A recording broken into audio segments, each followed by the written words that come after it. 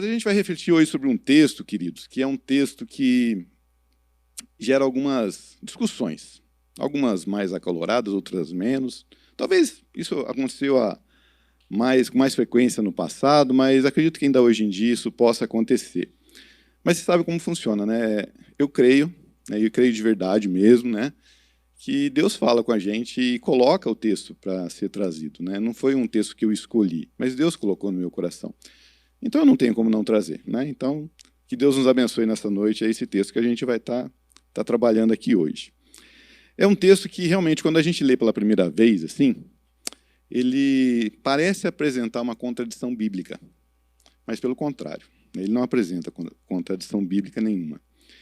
Lutero, até em um certo momento, ele chegou a diminuir essa carta que a gente vai estar, né, do texto dessa carta que a gente vai estar trabalhando, e classificou, inclusive, como uma carta secundária da Bíblia, numa certa altura. Calvino já foi um pouco diferente disso, né, e ele entendeu e defendeu uma harmonia dessa carta com as outras, né, que muitos dizem que há contradição. Mas, assim, a grande maioria dos estudiosos, né, atualmente, e mesmo logo em seguida de Calvino ali, eles foram enfáticos em afirmar que não há contradição bíblica, né? Muito pelo contrário, o que tem mesmo é uma complementação de uma ideia, né? E nos chama atenção para algo que, na minha modesta opinião, sempre ocorre no nosso meio. Eu penso que ocorre no meio daqueles que estão começando uma vida cristã e, volta e meia, no meio também daqueles que têm uma vida cristã mais, digamos assim, experiente, né? Altos e baixos das nossas vidas, né? Eu creio que isso que a gente vai estar tratando aqui hoje sempre está ocorrendo. E, por isso, eu entendo que é super importante a gente estar tendo atenção a isso, né? Atenção a esses momentos ou essas atitudes que a gente, ou falta delas, né, que a gente acaba cometendo no nosso caminhar cristão. A carta que a gente está falando é a carta de Tiago, queridos. Então, segundo a tradição bíblica, é a carta escrita pelo irmão do Senhor Jesus, de nome Tiago. Ok? O título que eu coloquei para essa mensagem de hoje é A Fé Salvífica, né? A Fé que Salva. E o texto que eu vou querer ler com os irmãos, para quem quiser abrir a Bíblia, é Tiago, capítulo 2, dos versículos 14 ao 26. Eu vou estar usando, então, a versão NVT, que é a que nós temos usado aqui na igreja, mas fiquem à vontade para acompanhar em qualquer das versões. Afinal, a palavra de Deus, seja a versão que for. A partir do versículo 14, então, diz assim: De que adianta, meus irmãos, dizerem que têm fé, se não a demonstram por meio de suas ações? Acaso esse tipo de fé pode salvar alguém? Se um irmão ou uma irmã necessitar de alimento ou de roupa, e vocês disserem, até logo, e tenham um bom dia, aqueça-se, e comam bem. Mas não lhe derem alimento nem roupa, em que isso ajuda? Como veem, a fé por si mesma, a menos que produza boas obras, está morta. Mas alguém pode argumentar, uns têm fé, outros têm obras? Mostre-me sua fé sem obras, e eu, pelas minhas obras, lhe mostrarei a minha fé. Você diz crer que há um único Deus. Muito bem. Até os demônios creem nisso e tremem de medo. Quanta insensatez! Vocês não entendem que a fé sem as obras é inútil? Não lembram que nosso antepassado Abraão foi declarado justo por suas ações quando ofereceu seu filho Isaque sobre o altar? Como veem, sua fé e suas ações atuaram juntas e, assim, as ações tornaram a fé completa. E aconteceu exatamente como as Escrituras dizem. Abraão creu em Deus e, assim, foi considerado justo. Ele até foi chamado amigo de Deus. Vejam que somos declarados justos pelo que fazemos e não apenas pela fé. Raabe, a prostituta, é outro exemplo. Ela foi declarada justa por causa de suas ações quando escondeu os mensageiros e os fez sair em segurança por um caminho diferente. Assim como o corpo sem fôlego está morto, também a fé sem obras está morta. Amém? Gostaria de orar mais uma vez, irmãos? Senhor Deus e Pai, obrigado, Senhor, por essa oportunidade de estar aqui hoje proclamando a sua palavra, Senhor, que o Senhor esteja me usando, Pai, usa minha vida, usa minha boca, usa todo o meu ser, Senhor, para que eu possa estar nesse momento, Pai, trazendo a sua palavra a essa igreja, a sua palavra, a esses irmãos que estão aqui presentes e também aqueles que nos acompanham pelas redes sociais, Senhor. Obrigado, Pai, mais uma vez por essa noite, por esse culto, e que tudo seja para a tua honra e glória, Senhor. É a minha oração, no nome do Senhor Jesus. Amém. Muito bem, queridos. Então, como vocês agora sabem qual é o texto, podem perceber que existe uma certa polêmica nesse texto, né? Como vimos, o próprio Lutero teve alguma dificuldade com esse texto, mas, enfim. Alguns acham, ou acharam, então, que Paulo e Tiago tinham posições diferentes. Diziam que eles se contradiziam, né? Mas será que eles se contradiziam mesmo? Eu creio que não. Absolutamente, eu creio que eles não se contradiziam. Vejam só, Paulo, em Romanos 4, de 2 a 3, ele enfatiza a fé salvadora. E Tiago, aqui no capítulo 2, versículo 21, que nós lemos há pouco, ele esclarece qual é o tipo de fé que salva. Essa é a diferença. Não existe contradição, existe complementação. Enfim, um complementa o outro aqui. Mas eu gostaria de começar hoje perguntando uma coisa para vocês. Vou dar uma de pastor Mateus aqui, né? Olha para o lado aí, fala para o irmão. Não é isso não, tá? Mas vamos lá. Quem aqui tem fé? Levanta a mão quem tem fé. Vamos lá, quem tem fé? A maioria. Tem uns que não levantaram a mão, mas tudo bem. Mas vamos lá. O que é ter fé? Fé é crer, é acreditar em algo, certo? Alguns creem em horóscopo. Alguns creem em jogos de azar. Alguns creem em pessoas, em anjos, demônios, etc. Fé é acreditar em algo. Crer em algo, entender que aquilo é verdadeiro. Isso é ter fé. Certo? A nossa fé em Jesus Cristo é a base do que nós dizemos hoje que é o cristianismo. Sem a fé em Jesus Cristo, não existe cristianismo. Né? Porque se nós somos discípulos de Cristo, é porque nós cremos em Cristo. Nós temos fé em Cristo. Nós acreditamos em Cristo. E em Efésios 2, de 8 a 9, nós vemos que o pecador é salvo pela fé. Em Romanos 1, 17, diz que o justo viverá pela fé. Hebreus 11, 6 mostra que sem fé é impossível agradar a Deus. Em Romanos 14, 23, vai afirmar que tudo que fizermos sem fé é pecado. É o que diz em Romanos 14, 23. Mas precisamos entender que tipo de fé que nós estamos falando. Como vimos, existem vários tipos de fé. Qual é o tipo de fé que é capaz de nos salvar? Vou afirmar uma coisa agora assim, bombástica. Nem todos que dizem crer em Jesus Cristo são salvos. Vocês acreditam nisso? Eu também. Eu creio nisso. Mas não sou eu que estou dizendo isso. Mateus 7, 21 diz: nem todo o que diz Senhor, Senhor, entrará no reino dos céus. No reino dos céus. Mas aquele que faz a vontade do meu Pai, que está nos céus. Quem disse isso? Jesus Cristo. Tiago, nesse trecho bíblico que nós lemos, apresenta a nós ao menos dois tipos de fé em Deus. Dois tipos de fé em Deus. E é sobre isso que eu pretendo refletir essa noite com a igreja. Dois tipos de fé. A primeira delas, que é descrita por Tiago, está nos versículos de 14 a 19, é a fé morta. Uma fé morta. O que é uma fé morta? É uma fé que não nos leva a uma vida santa. É uma fé que não gera transformação. É uma fé sem atitude. Uma fé inerte. Talvez na minha terra diria que é uma fé xoxa. Minha mãe diria uma fé sem sal. Aquela fé que não tem graça. Uma fé que não dá resultado nenhum, que não faz nada. E quem tem esse tipo de fé é como se existisse um verdadeiro abismo, sabe, um cânion assim, gigantesco entre o que a pessoa professa e o que de fato ela faz. Essa é a fé morta. Que de fato ela vive. Ela fala de uma coisa, mas vive outra completamente. crê na verdade, mas não se permite ser transformado pela verdade. Essa fé, esse tipo de fé, ela chega até a mente, mas não chega até o coração. A pessoa ela crê, mas não se permite ser transformado por aquilo que ela crê. Hernandes Dias Lopes diz assim: é um erro pensar que apenas recitar ou defender um credo ortodoxo faz de uma pessoa um cristão. E é verdade. Não é simplesmente falar alguma coisa que vai te tornar um cristão. O que te torna um cristão é você viver o que Cristo trouxe para nós. É você permitir que Cristo habite o seu coração.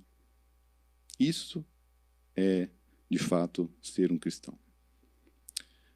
Muitos ficam apenas na declaração e esquecem de viver o que declararam. Quantos a gente conhece que declararam, que abriram a boca, expuseram, mas nada mudou. Por que nada mudou? O entregar a vida a Jesus, entender que Ele é o seu Salvador e Senhor, não é apenas um momento de emoção, uma simples repetição de palavras, mas é ser transformado por Ele dia após dia. É viver o seu dia a dia, o que Jesus ensina. É se declarar e ser servo de Deus em todas as ocasiões e lugares. E agora me ocorreu uma historinha que eu já ouvi, e talvez todos vocês conheçam, porque é bem comum no meio crentez. Acho que vocês já ouviram aquela família que está numa igreja, e o filho pergunta para alguém, que eu nem sei quem é, pergunta para alguém assim: eu gostaria muito de morar aqui na igreja. Aí alguém pergunta para a criança assim: mas por que você quer morar na igreja? Você não tem sua casa, sua família? Não, é que aqui na igreja meu pai é tão legal, meu pai é tão bacana, né? Então eu queria morar aqui, porque lá em casa ele é completamente diferente. E é sobre isso que eu estou falando. Nós sermos iguais na nossa casa, aqui dentro da igreja, ou nos projetos sociais que a gente acaba trabalhando, na vida, quando a gente está com os irmãos. Não é só no culto, não é só na igreja, não é só no momento em que nós estamos expostos a pessoas diferentes que nós devemos ser cristãos. É a todo momento. É a toda a nossa vida. E a fé sem obras é morta porque a fé verdadeira, que não é morta, resulta em uma nova criação. Como nós dissemos, ela não é uma repetição de palavras, não é uma repetição dos mesmos padrões e comportamentos que eu tinha antes para agora. Ela é uma fé que implica numa nova criação, implica numa transformação. Tem que haver transformação. Em 2 Coríntios 5,17 vai dizer: logo, todo aquele que está em Cristo se tornou nova criação. A velha vida acabou e uma nova vida teve início. Muitos de nós, às vezes, dizemos que cremos, mas não vivemos aquilo que dizemos. Isso é fé morta. Isso é fé morta. E quando temos apenas o discurso, mas não temos a vida, é apenas aquilo que está na nossa mente, como a gente já falou, mas não está na nossa vida prática, não habitou o nosso coração, não está no nosso dia a dia. A gente só entendeu. A gente quer aquilo, mas não fez nada para que aquilo fosse realidade na nossa vida. Não permitiu que aquilo fosse realidade na nossa vida. A fé sem obras, Tiago ainda vai dizer, nesse trecho que nós lemos, que ela é uma fé que está incompleta. E são as obras, são nossas atitudes, as nossas obras, que consumam essa fé. Essas obras elas vão evidenciar a nossa fé em Cristo. Tiago ainda nos deixa um exemplo dessa fé morta, dessa fé morta, quando ele cita aquele irmão necessitado. Ele vai dizer lá que quando o irmão está necessitado, está com fome, está talvez com frio, precisando de uma roupa, e a fé morta diz apenas assim para ele: até logo, tenha um bom dia, aqueça-se e coma bem. É exatamente isso que está escrito ali. Mas se não fizer nada prático? O que vai ajudar? Tiago pergunta, que proveito tem isso? Que proveito tem isso? Até logo, tenha um bom dia, se não fizermos nada. Que amor ao próximo é esse? Não é verdade? 1 João 3,17. Se alguém tem recursos suficientes para viver bem e vê um irmão em necessidade, mas não mostra compaixão, como pode estar nele o amor de Deus? Como pode estar nele o amor de Deus? Como podemos, querido, dizer que temos fé em Cristo, que somos temente a Deus, cristãos, se formos indiferentes às necessidades do nosso próximo? É isso, a fé morta. A fé morta é essa. Quando a gente pratica esse tipo de fé, nós estamos tendo uma fé morta em nossas vidas. Por isso que eu entendo e acredito que existem aqueles que vivem constantemente uma fé morta, infelizmente. E nós, em alguns momentos, eu acho que vivemos uns altos e baixos. Nós, porque eu me incluo nessa. Né? Então, quem se incluir junto comigo, em alguns momentos a gente tem uma fé viva. Nós estamos lá, né, com toda aquela força. Mas em alguns momentos a nossa fé é bem mortinha. A gente quer mesmo ficar bem acomodado, bem quietinho ali, e que tudo caia no nosso colo. Né? O cego Bartimeu, que o Lucas falou, ele foi ouvido por Jesus, não foi? Mas o que ele teve que fazer antes? Se ele ficasse quietinho ali, Jesus, se quisesse, Jesus poderia ter ouvido ele. Mas o que a Bíblia ensina para nós? O cego Bartimeu teve atitude. Ele não ficou ali parado. Quando ele percebeu que Jesus estava chegando, ele falou, ele se expressou. Ele não podia ver, mas ele podia falar. Então ele teve atitude. A fé dele não foi morta. A fé dele foi bem viva. Né? Por isso que eu falei que o exemplo do Lucas vinha a calhar aqui com o que a gente estava pensando. Tiago ainda vai nos mostrar que a fé morta é a mesma fé dos demônios. Infelizmente é uma verdade. No versículo 19, Tiago vai nos dizer que até mesmo os demônios creem e temem. Podemos então perceber que a fé morta dos demônios ela atinge o intelecto deles, né, a mente deles, mas ainda vai um pouco além daquela fé que a gente acabou de falar.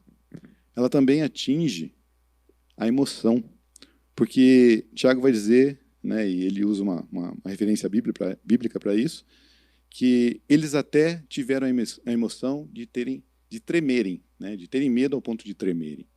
Então a fé deles era por crer, né, e também por ter medo. Eles temiam também, né, eles tremeram de medo. Né. Como podemos ver em Mateus 8, de 28 a 31, quando Jesus estava na região lá de Gadarenos, né, e demônios, então, violentíssimos, que ninguém era capaz de dominar naquela região, reconhecem a autoridade de Jesus ali. Então, eles criam em Jesus. Eles sabiam quem era Jesus. Eles sabiam da divindade de Jesus. Mas a fé deles, de nada adianta, porque é uma fé morta. Não os leva a agir de acordo com a vontade de Deus. Pelo contrário, né, a atitude deles é contrária à vontade de Deus. Por isso a fé deles é morta. E o que fazem não é para glorificar a Deus. Então a nossa fé, quando não glorifica a Deus, também é uma fé morta. Os demônios creem em Deus, creem na divindade de Cristo e sabem que Cristo é o supremo juiz que um dia os julgará. Eles creem que todos os joelhos se dobrarão diante de Cristo. Eles creem nisso, eles sabem disso. Mas a fé morta deles não salvará do destino deles, porque eles não honram a Deus, eles não glorificam a Deus. Essa fé que nós estamos falando, a fé morta, é como se fosse mais ou menos assim. Vamos imaginar que tem uma pessoa que tem um câncer terminal, né? Aquele que não tem o que fazer. Está em seus últimos momentos de vida.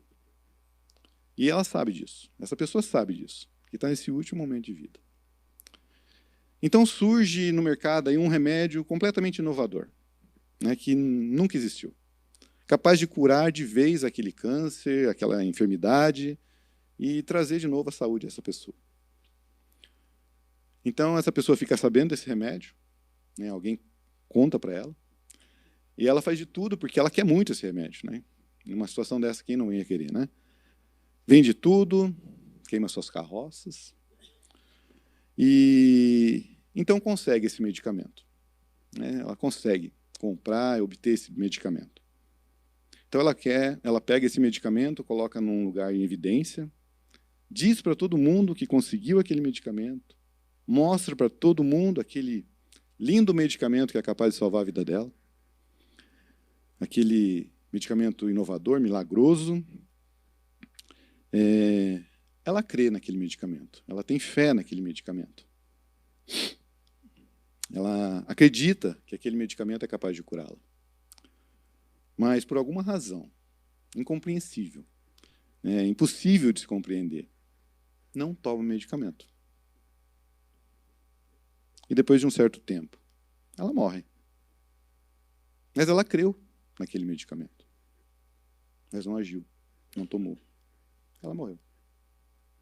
É mais ou menos isso. Ela cria na eficácia do medicamento. Ela falou para todo mundo que aquele medicamento era bom, era possível curar a enfermidade dela, mas não agiu, gente. Não tomou. E é isso que muitas vezes a gente faz. A gente sabe, a gente ouve falar, a gente sabe quem pode nos salvar, a gente sabe a fé que a gente tem que ter, quais atitudes a gente tem que ter, só que fica ali, em evidência apenas.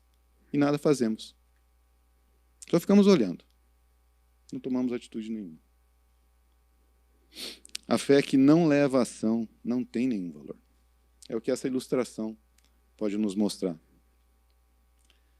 Mas vamos deixar de falar de fé morta, né? Vocês estão muito, assim, né? Acho que foi meio pesado aí. Vamos tentar falar de uma fé diferente, né? Eu falei que tinha duas fés, né? E a outra fé que Tiago traz para nós nessa carta é a fé viva. E é essa fé que a gente tem que ter, é essa fé que a gente tem que querer buscar, é essa fé que a igreja tem que ter, a igreja de Cristo tem que ter. Então, dos versículos 20 a 26, a gente pode ver essa fé física. Viva, é que eu li física aqui e me confundi. Mas vamos lá, eu quero fazer outra pergunta, vamos interagir um pouquinho aí. Quem aqui, assim como eu, acredita que atividade física é bom para a saúde? Nossa, muito bom. E de todos vocês, inclusive eu, que levantei a mão, quantos praticam atividade física? Então vamos lá. Aqueles que praticam têm uma fé viva nesta verdade. Qual que é a verdade? Atividade física é bom para a saúde. É uma fé viva, pois acredita, crê e põe em prática.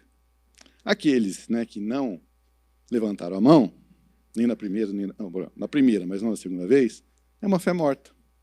A esse respeito, tá? A esse respeito da atividade física aqui, que não trará benefício nenhum para as suas vidas, né?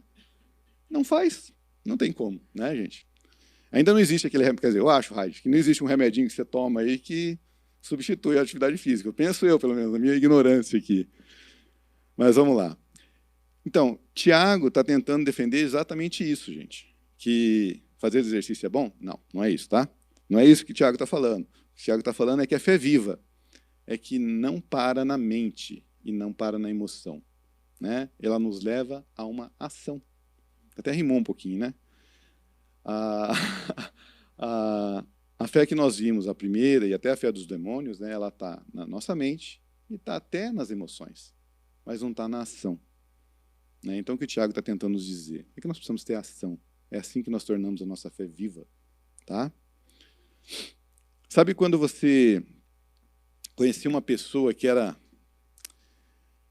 completamente virada, assim, sabe? Aquela pessoa que, meu Deus do céu, né? Só em Jesus mesmo ali que pode mudar essa pessoa. E depois dessa pessoa conhecer a Cristo e ter uma fé viva, né? Conhecer a Cristo e ter uma fé viva, a pessoa muda completamente. Você vê uma outra pessoa, é isso que a gente está falando. A fé viva opera na vida daquele que crê, sem dúvida nenhuma. Ela produz frutos, mudança de vida em pessoas, em vidas, em famílias, em relacionamentos, mas precisa ser uma fé viva. Não basta eu falar eu creio. Eu tenho que crer, e tenho que buscar, e tenho que aceitar, e tenho que ter Jesus dentro do meu coração. Recentemente eu fui... Isso aqui eu tenho autorização para falar, tá, gente? Eu vou usar um nome aqui, mas eu pedi a autorização da pessoa para falar sobre isso, tá? Eu fui convidado para levar uma reflexão numa célula que está começando na nossa igreja. Inclusive, deixo aqui uma célula muito bacana do Estevam. Ele, não sei se ele está aqui hoje, acho que não vi o Estevam aqui. Mas ele está começando uma célula e ele convidou, né, acho que umas 2 semanas atrás, né, Dani, para a gente ir lá levar reflexão na célula dele. E nós fomos, né, então conhecemos lá a turminha dele lá da célula, um pessoal bem bacana, assim, um pessoal gente boa. Uma célula bem abençoada mesmo, uma célula bem gostosa de se estar junto, assim, né, bastante comunhão, muito, muito legal.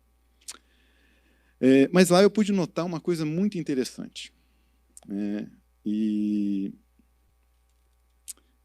é algo que nós já falamos um pouco aqui, né, sobre mudança de vida. Eu pude notar isso com meus próprios olhos, eu pude ver isso. O Estevam, desde que conheceu a Cristo, a sua vida tem sido transformada, e muito transformada. Eu não conhecia o Estevam antes, tá? Eu conheci ele aqui na igreja, alguns meses atrás aí. A gente tem conversado, né, a gente tem caminhado um pouco junto aí, mas eu não conhecia ele antes. Mas ele contou alguma coisa para mim que eu pude testemunhar nesse dia que eu estava lá na célula dele. Então, isso que essa mudança total, ele mesmo fala, tá? Mas o interessante não foi ver o Estevam falar, porque falar de mim eu posso falar, né? O interessante é ouvir a Dani falar de mim, a minha filha falar de mim, ou os meus amigos mais próximos falarem de mim, né? E foi isso que eu vi lá. Foi interessante ver os amigos dele reconhecerem essa mudança no Estevam. E mais que isso, gente. Essa célula que ele abriu são de amigos que veem a mudança no Estevam e querem essa mudança no Estevam na vida deles. Eu não vou entrar em detalhes aqui quem era o Estevam, quem não era o Estevam, mas já deu para perceber que ele tinha uma vida bacaninha, assim, né? E houve transformação, uma transformação muito grande, a ponto dele deixar de fazer coisas que ele entendeu em Deus que não era bom para a vida dele. Ele deixou de fazer coisas, deixou de participar de coisas, né? E esses amigos hoje olham para o Estevam e vê ele como uma referência. E por isso que esses amigos estão indo nessa célula, para ouvir o Estevam, porque eles estão querendo, eles chegam para o Estevam e falam assim, eu quero isso que está acontecendo na tua vida. Eu quero isso para a minha vida também. Para o meu relacionamento, assim como eu estou vendo no seu relacionamento, mudança. Atitude dos seus filhos, assim como eu quero para os meus filhos também. Eu quero isso, né? E o que é isso? É Jesus. Agora, será que o Estevam teria tido toda essa mudança se ele não tivesse tido a atitude de buscar a Cristo para a vida dele? De buscar uma fé viva na vida dele? Se fosse uma fé simplesmente inerte, né, de apenas saber que existe Jesus, mas não fazer nada com isso, né? Talvez o Estevam não estaria com a célula lá. Talvez ele nem estaria aqui na igreja. Não que estar aqui na igreja significa que você tem uma fé viva. Não é isso que eu estou falando. A pessoa pode vir todo dia aqui, todo dia, não é todo domingo, todo dia aqui, mas ser só para os outros verem. Isso não é a fé viva, isso é uma fé morta. A fé viva é quando a pessoa vem aqui e busca a Deus. Vem aqui e glorifica a Deus. Cultua a Deus, que é o que nós estamos fazendo hoje. Isso é uma fé viva. Hoje o Estevam é perfeito? Não. Nem ele, nem eu, nem nenhum de vocês aqui somos perfeitos. Todos nós temos defeito, mas as mudanças que o Espírito Santo está fazendo na vida dele, os amigos já notaram e querem para ele. É isso. A nossa vida, nossas atitudes, o nosso viver, nosso dia a dia, tem que demonstrar a nossa fé em Jesus Cristo. E assim a gente vai conseguir, às vezes falando, às vezes contando de Cristo, às vezes discipulando, mas às vezes apenas, como Estevam, com o testemunho da vida dele. E gente, assim, eu não estou falando aqui só para ilustrar essa mensagem, não, é sério. As pessoas que hoje participam, não são poucas, eram umas 8 pessoas, Casais, assim, em situações complicadas, que buscam, assim como ele teve esse relacionamento reconstruído, eles também buscam justamente pelo exemplo que o Estevão está dando para eles. Então, parabéns ao Estevão, né? Não sei se ele está nos vendo aí pelas redes sociais, mas né, que a gente possa olhar para ele e que ele possa continuar, né? Que Deus o abençoe e que continue nessa caminhada com muita fé e fé viva, tá? Foi preciso fé, foi preciso atitude, ou seja, foi preciso uma fé viva na vida dele. Tiago também vai nos ilustrar, né, nesse texto que nós lemos, ele ilustra, né, o que está sendo tratado com dois exemplos bíblicos bem diferentes. Né? Interessante que são exemplos que têm a mesma essência, mas são exemplos completamente diferentes. Ele fala de Abraão e fala de Raabe. Um amigo de Deus, a outra membro dos inimigos de Deus. Um piedoso, a outra prostituta. Um judeu, a outra gentia. Mas então o que eles tinham em comum? Ambos creram e confiaram na palavra de Deus. Então a questão aqui não é a fé em si, né, mas é o objeto da fé. Né, agiram na confiança da promessa que Deus tinha para a vida deles, assim como a promessa que Deus tem para a vida de cada um de nós. É por essa fé que a gente tem que agir. É por essa promessa que nós temos. A fé viva, então, está baseada em Deus e em sua palavra para nossas vidas. Vimos há pouco que a fé morta, no máximo, atinge a nossa mente, né? No caso lá dos demônios, a gente viu que ela atinge a mente e também atinge a emoção, mas é a fé viva, é essa fé que nos salva. Essa envolve o ser humano por completo, né? O intelecto, né? A mente, que a gente falou, as emoções, mas também a vontade. Né? Então tem que ser o ser humano por completo. E mais uma vez aqui citando Hernandes Dias Lopes, já viram que eu gosto de ler esse cara, né? A mente entende a verdade, ele dizendo, né? A mente entende a verdade. O coração deseja a verdade. E a vontade age com base na verdade. Então é isso que a gente tem que entender, né? Que a nossa mente ela é capaz de entender Jesus Cristo. O coração vai desejar Jesus Cristo. Mas é a vontade que age com base no amor que nós temos em Jesus Cristo. Amém? A Bíblia ainda é muito clara em dizer que a nossa salvação é somente pela fé. Né? Todo mundo concorda com isso, certo? É muito claro isso. Né? Porém, também fica claro, né, como nós vimos, que não é através de qualquer fé. Seria a fé aos horóscopos, por exemplo? Não, né? Mas é por meio de uma fé viva, né? Que não está só, que não está vazia, que não está morta, né? Mas está viva. Mas uma fé viva que se expressa por meio de obras, que trazem glórias a Deus, né? Que busca em tudo que faz, a todo momento, a todo instante, em qualquer lugar que esteja, estar fazendo atitudes que glorificam a Deus. Essa é a fé viva. A fé que glorifica a Deus é a fé salvadora, né? Como eu dei até o título dessa mensagem, a fé salvífica, a fé que salva. Essa é a fé que a gente tem que buscar. E o último versículo que eu gostaria de compartilhar essa noite é 2 Coríntios 3,5, que vai dizer assim: examinem a si mesmos, verifiquem se estão praticando o que afirmam crer. Assim poderão ser aprovados. Certamente sabem que Jesus Cristo está entre vocês. Do contrário, já foram reprovados. Com base nesse versículo, né? Se vocês saírem aqui dessa noite, entendendo que a gente precisa examinar os nossos corações e que a gente precisa praticar aquilo que a gente afirmou crer um dia, eu já vou estar bem contente, bem feliz. Eu acho que essa mensagem já deu frutos. Mas eu já estou caminhando para o final. Eu queria chamar então a equipe de louvor aqui para já ir se preparando. E eu vou voltar a fazer uma pergunta para vocês, né, que nós fizemos lá no início. Quem tem fé aqui? Agora fica uma outra pergunta aí, que não precisa levantar a mão, não. Só para você pensar. E o que ela tem produzido na sua vida? Transformações? Tem havido mudanças? Suas atitudes têm glorificado a Deus? Ou tem sido uma fé morta?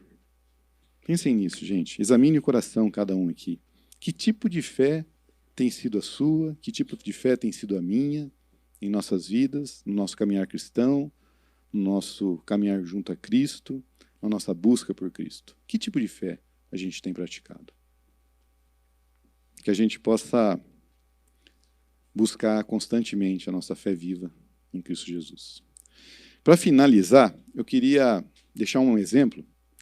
E olha, eu pensei bastante nesse pouco tempo que eu tive, né? Mas assim, para mim, o melhor exemplo de fé que tem na Bíblia, tem vários. Tá? O Lucas mostrou agora do Bartimeu para nós, eu nem tinha pensado nele. Mas para mim o maior que mais me toca, assim, que mais me chama a atenção, é exatamente o de Abraão, que Tiago também cita nessa carta. Então eu fiz uma síntese, como ilustração, eu fiz uma síntese dessa passagem, mas para quem quiser ler na íntegra, é Gênesis 22, de 1 a 19. Tá? Eu até incentivo a lerem, né? Muito, muito legal, muito bacana. E assim como o pastor Mateus costuma dizer aqui, eu também costumo viajar um pouco quando eu estou lendo, né, e imaginar. Né? E nessa passagem aqui, eu creio que a maioria, se não todos aqui, conhecem essa passagem, que a gente vai estar fazendo essa síntese, mas eu fico me imaginando no lugar de Abraão. Né? Muitos talvez se imaginam no lugar de Isaac. Acredito que sofreu bastante também. Mas eu fico, como pai, né, que sou, e hoje até minha filha está fazendo 19 anos, ela não queria que eu falasse, né? Hoje minha filha está fazendo 19 anos aí, meu bebezinho. Ela falou que não gosta que fala porque todo mundo olha para ela. Mas eles estão como pai, né? Eu sou pai de 2 filhos, do Lucas e da Isa. Então eu fico me colocando às vezes no lugar de Abraão, né? Que fé que esse homem teve para fazer tudo aquilo que ele fez. Que confiança, que obediência que esse homem teve. Então por isso que eu gosto muito dessa passagem. E eu vou então sintetizar aqui só para a gente ter esse exemplo final de fé aqui. Então Gênesis 22, de 1 a 19, depois leia em casa, mas mais ou menos assim. Deus manda Abraão pegar seu filho Isaque, que tinha sido prometido a eles, né, ao casal, de forma milagrosa, e oferecê-lo em um sacrifício em um monte que ainda Deus mostraria qual seria. Então Abraão, que é obediente, pega Isaque, prepara a lenha, prepara o fogo, e começa a seguir caminho, né? Para o monte que Deus ainda havia de mostrar para ele.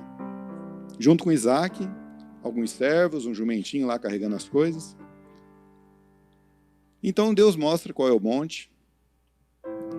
Abraão pega o fogo, pega a faca, ainda coloca Isaque para carregar a lenha e sobe o monte. Quando subiam o monte, Isaque olha para o pai, essa é uma das partes que eu me imagino, e pergunta assim: temos tudo para o holocausto, papai? Tudo. A lenha, o fogo, a faca. Mas cadê o cordeiro? Cadê o cordeiro, pai? Então, pela fé, pela obediência, pela fé viva, Abraão responde a Isaque: Deus proverá para si o cordeiro, meu filho. Então chegam, arrumam o altar do holocausto. Abraão amarra Isaque. Essa é outra parte que eu fico pensando, fico me imaginando. Imagine você amarrar o seu filho, deitar o seu filho sobre o altar, sobre as lenhas. Ele pega a faca. Estou imaginando um momento? Seu filho deitado no altar, ele pega a faca. E no momento que ele levanta essa faca, então, o anjo do Senhor o chama e diz: Abraão, não faça nada ao menino. E nesse momento, então, Abraão olha e vê amarrado assim num arbusto o cordeirinho que foi provido por Deus. A fé viva de Abraão foi honrada por Deus nesse momento. Então ele oferece o cordeiro ao holocausto. Então aquela voz honra e abençoa Abraão. E ainda vai dizer que ele é amigo de Deus. É essa fé que a gente tem que ter. É fácil? Não. Mas é essa fé que é a fé viva. Não estou falando para ninguém sacrificar filho nenhum aqui, tá, gente? Por favor. Mas é a fé ao ponto disso. É o ponto da gente abrir mão do que a gente mais ama nessa vida. É o ponto da gente abrir mão daquilo que é mais importante para você, por amor a Deus, né? Essa fé viva. Tiago usa esse exemplo, né? E eu particularmente também acho que, como eu falei para vocês, é um grande exemplo bíblico de fé. E, como eu comentei também, fico imaginando se eu seria capaz de fazer o que Abraão fez. Que Deus me dê força para ser esse Abraão, né? Ou pelo menos alguma coisinha perto disso. Ele teve fé, ele teve obediência, teve temor, teve atitude, ele teve a fé viva que a gente estava falando. Então, queridos, não basta a gente dizer que, da boca para fora, é lógico, né? Da boca para fora, que Jesus é o Salvador. É preciso a gente se apropriar dessa verdade em nossos corações. É preciso obedecê-lo em tudo como seu Senhor. Ele tem que ser o Senhor de nossas vidas, e não só o Salvador de nossas vidas. Muitos só querem a salvação, mas não querem ser servos. Mas nós devemos ser salvos e servos. Fazer com que nossa vida possa, em tudo, mostrar que nós somos de fato discípulos de Cristo. Essa é a fé viva que a gente deve praticar. Amém? Eu queria orar com vocês nesse momento, já finalizei aqui a minha mensagem. Queria pedir para a igreja ficar de pé. E para nos motivar nessa oração, eu queria voltar naquele versículo 2 Coríntios 13:5. E vou ler a primeira linha lá só aqui, a primeira linha minha aqui, né? Examinem a si mesmos e verifiquem se estão praticando o que afirmam crer. Então, no ato de fé, eu queria pedir que cada um colocasse a mão no seu coração, né? E fizesse essa oração de examinar o seu coração, né? Como diz no Salmo 139, né? Que o Senhor possa examinar o nosso coração e trazer à nossa mente tudo aquilo que não nos agrada, né? Que não nesse momento a gente possa também examinar o nosso coração e verificar se aquilo que um dia nós professamos, nós estamos praticando. Se aquilo que nós praticamos, nós afirmamos crer. Faça essa oração. Em seguida eu também farei a minha.